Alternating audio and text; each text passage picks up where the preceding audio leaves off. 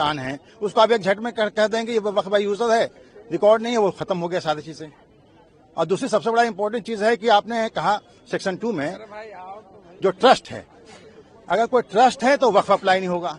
भाई हमारे यहाँ जितनी यूनिवर्सिटी हैं, कॉलेजेस हैं, सब में मस्जिदें हैं, मदरसे हैं और उसके अंदर कब्रिस्ताने हैं, वक्फ किया हुआ है, उसमें बहुत सारी चीजें, आप एक झटके में कैसे कह दें कि वक्फ खत्म हो जाएगा? सबसे बड़ा चीज तो यह है कि आप जो अमेंडमेंट हुआ इसमें सेक्शन 3 में, पार्लियामेंट में अमेंडमेंट जो हुआ उसमें यह कह दिया गया कि भाई जो एंशिएंट मॉन्यूमेंट्स हैं वक्फ से बाहर हो जाएंगे, वक्फ एक्ट अप्लाई नहीं होगा। मतलब एक झटके में पूरा हिस्ट्री जितने 200 साल 500 साल पुराने जो हमारे वक्फ किए हुए, वक्फ क्या है? वक्फ मुसलमानों का एक अपना मजहबी एस्टेब्लिशमेंट है और ये इस्लाम का एक बहुत खास जुज़्व है, मतलब कि इंपॉर्टेंट चीज है, फंडामेंटल राइट्स है।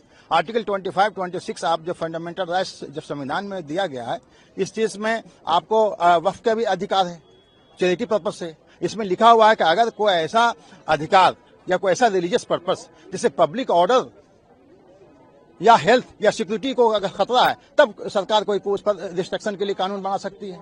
ऐसा तो यहाँ कुछ है नहीं।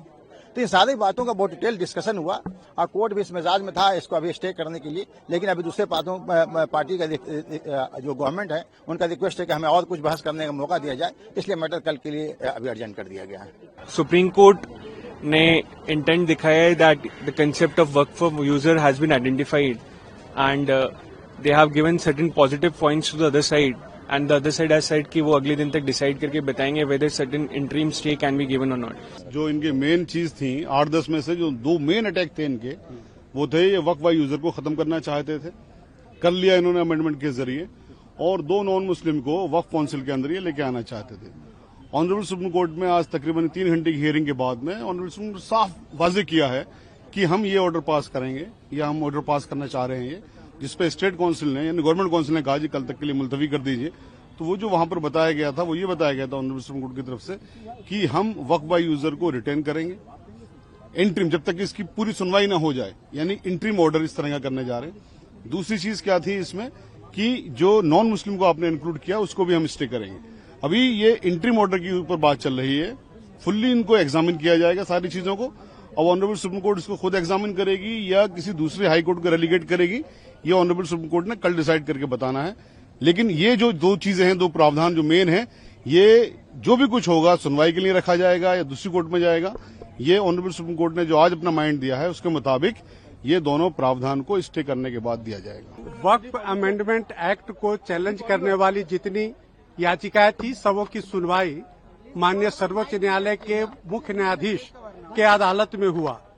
आज दोनों पक्ष को सुना गया, लेकिन जो आगे की सुनवाई है वो कल 2 बजे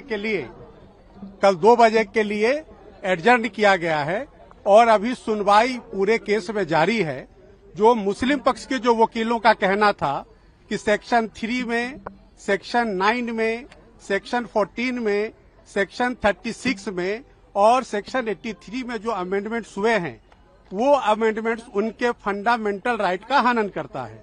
ये मुस्लिम पक्ष का दलील था कानून के हिसाब से। दूसरा उनका कहना है कि जो उनका फंडामेंटल राइट है आर्टिकल 25, 26 में, यह जो संशोधित कानून है ये उसका हनन करता है।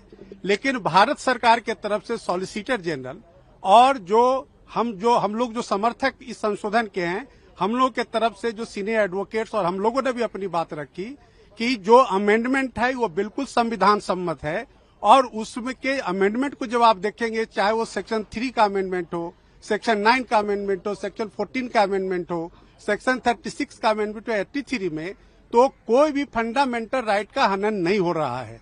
माननीय बेंच भी अपने ऑब्जर्वेशन में कहा कि हाँ, जो बहुत सारे अमेंडमेंट्स हैं वह ऐसा प्रतीत होता है कि संविधान के अनुसार है, लेकिन उनका जो यूजर का जो डेफिनेशन है उस पर कोर्ट कुछ क्लैरिफिकेशन चाह रही थी।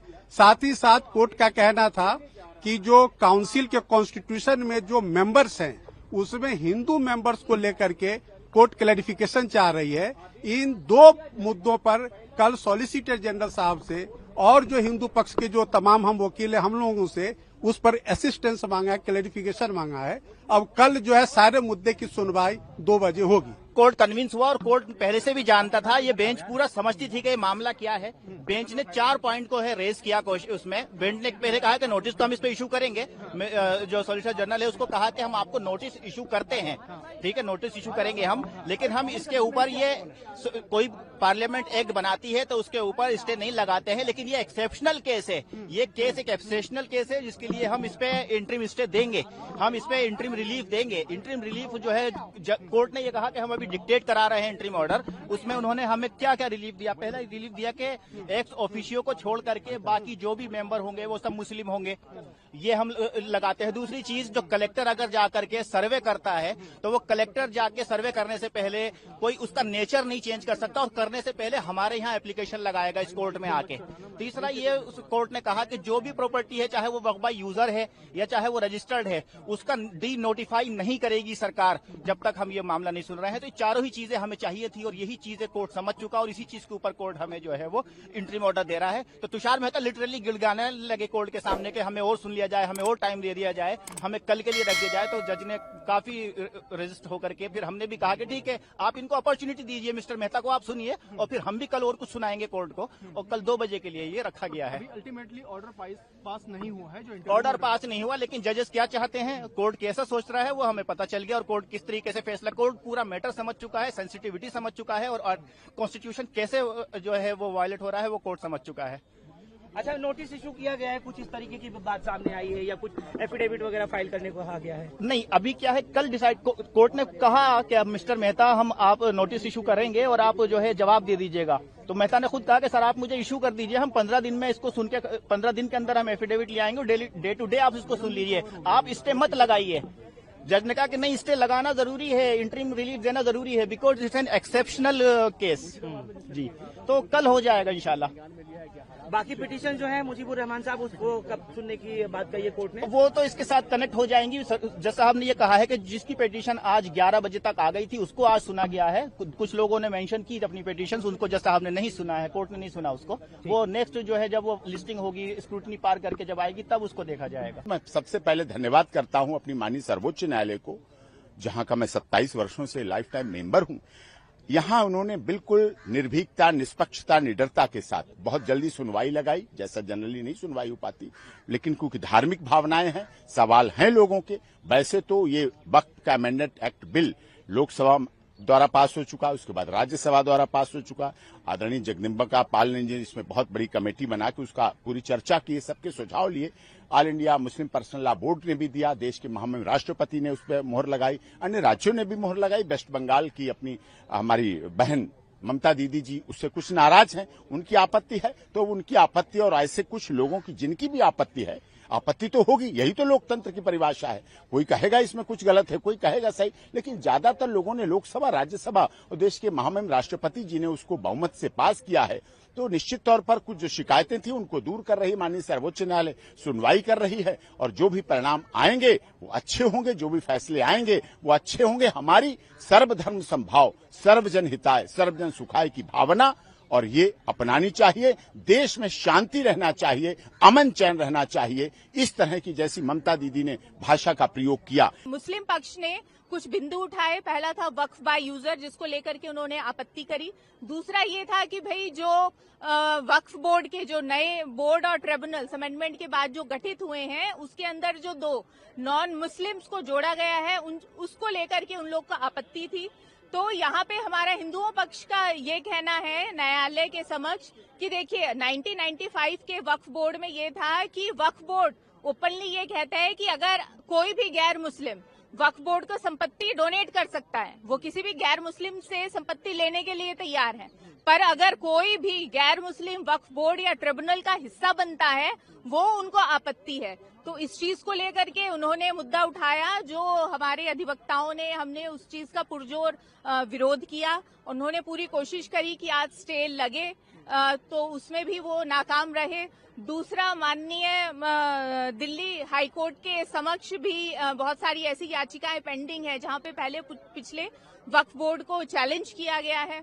और दूसरा जो सबसे बड़ा बात ये है कि जब कमेंट्स में जजेस ने कमेंट में ये भी कहा कि एक समय में दिल्ली हाई कोर्ट की प्रॉपर्टी को भी वक्फ बोर्ड कह करके क्लेम किया जा रहा था। तो उस चीज को लेकर के हमने आपत्ति उठाई है और हमें पूरी उम्मीद है कि जो अमेंडमेंट्स हैं वो सरवाइव करेंगी और स्टे नहीं लगेगा। हमारा ऐसा कहना है कि वक्फ एक्ट 1995 के बहुत सारे ऐसे प्रोविजंस हैं जो ड्रैकोनियन हैं, जिसको पूर्णतः खत्म होना चाहिए। और एक दो तरह की सिचुएशन है। सबसे पहली सिचुएशन ये है कि जो आज एक बैच ऑफ पिटिशंस लगाई गई हैं जिसमें वक्फ एक्ट को चुनौती दी गई है, अमेंडमेंट एक्ट को। तो अगर एक ऐसी सिचुएशन बनती, क्योंकि उसमें उन्होंने स्टे की भी बात कही है, तो अगर स्टे की बात कही है तो जो पहले के प्रोविजंस हैं वो लागू हो जाएंगे। तो हमने कहा है कि वो प्रोविजंस को भी स्टे करना चाहिए, क्योंकि वो सारे प्रोविजंस भी ड्रैकोनियन है। Point number 1। पॉइंट नंबर 2, वक्फ एक्ट 1995 में ड्रैकोनियन प्रोविजंस अभी भी हैं जो अमेंडमेंट एक्सरसाइज से रह गए, उसको भी हमने चुनौती दी है।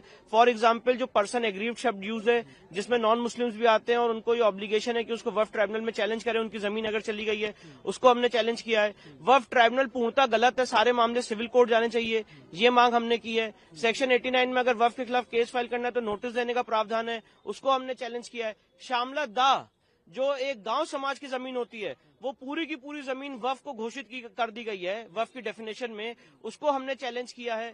इसके साथ साथ और भी ऐसे प्रावधान है, सेक्शन 28 है, 29 है, सेक्शन 41 है, सेक्शन 36 है, जिन सब में डबल रजिस्ट्रेशन का प्रोविजन है। इन सबको भी हमने चुनौती दी है और हमारी ऐसी मांग है कि वक्फ एक्ट 1995 के जो ड्रैकोनियन प्रोविजन है उन सबको स्टे किया जाए और जो अभी ड्रैकोनियन प्रोविजन रहेंगे उनको भी स्टे किया जाए। तो सर, जो नया एक्ट जो अमेंडमेंट सरकार ने किया है उससे स्थिति में कितना बदलाव नहीं, देखिए, जो नया अमेंडमेंट एक्ट आया है वो काफी अच्छा है, काफी हमने कदम आगे बढ़ाया है। जैसे सेक्शन 3B आया है, 3C आया है, 3D आया है, वक्फ बाय यूजर को खत्म किया गया है और जो पूर्व में वक्फ बाय यूजर है, अगर उस पर डिस्प्यूट है तो वक्फ बाय यूजर नहीं माना जाएगा, ये सब उसमें मेंशन है। सारे वक्फ के डॉक्यूमेंट्स का दस्तावेज सबमिट करने का मैंडेट दिया गया सेक्शन 3B में। सेक्शन 3C में कहा गया कि सारी सरकारी संपत्ति वापस ली जाएंगी। सेक्शन 3D में कहा गया कि वक्फ का जो कानून है वो ASI संपत्तियों पर लागू नहीं होगा और वक्फ बोर्ड जो है उसमें जो उसका कॉम्पोजिशन है उसको भी बदला गया है। तो काफी बेहतर चीजें हैं, पर कुछ कुछ चीजें रह गई हैं, उसको हमने माननीय सर्वोच्च न्यायालय के सामने चुनौती दी है। दूसरा जो पक्ष है, जो मुस्लिम पक्ष जिसे कहें, तो उनका कहना है कि एक्ट अमेंडमेंट गलत है, उससे उनके हित प्रभावित होंगे। आप क्या कहते हैं? नहीं, देखिए, मेरे हिसाब से तो अमेंडमेंट एक्ट सही है और अमेंडमेंट एक्ट इस समय जो हित प्रभावित हो रहे हैं वो हिंदू समाज के हो रहे हैं, जो अन्य समाजों के हित प्रभावित हो रहे हैं। अगर ये कहना कि उनका हित प्रभावित हो रहा है तो मुझे तो उसमें कोई ऐसा प्रोविजन लगता ही नहीं है। आप मुझे बताइए, अगर इस्लामिक लॉ ये कहता है कि वक्फ बिना वक्फ डीड के नहीं हो सकता है, तो यही बात तो सेक्शन 36 में लाई गई है। अगर वक्फ बाय यूजर का कंसेप्ट कोई भी किसी भी इस्लामिक लॉ में नहीं है, ना किसी माननीय कुरान में है, ना हदीस में है, तो फिर इसमें क्या दिक्कत है? यही बात तो इस प्रोविजन में लाई गई है। तो यहाँ पे पॉइंट इन इशू ये, डिबेट ये है कि अभी भी ऐसे ड्रैकोनियन प्रोविजन है जो हमें इम्पैक्ट कर रहे हैं, हमारे राइट्स को इम्पैक्ट कर रहे हैं, इसलिए हमने उसको चुनौती दी है। सर, बंगाल सरकार ने इसका मुखर विरोध किया है, कहा है कि हम लागू नहीं होने देंगे, क्या देखिए, मुझे ऐसा लगता है कि इस तरह के जो बयान है ये असंवैधानिक है। ये सेंट्रल एक्ट है, केंद्रीय कानून है और हर सरकार का ये दायित्व है स्टेट गवर्नमेंट का कि वो सेंट्रल एक्ट को इम्प्लीमेंट करे, लागू करे।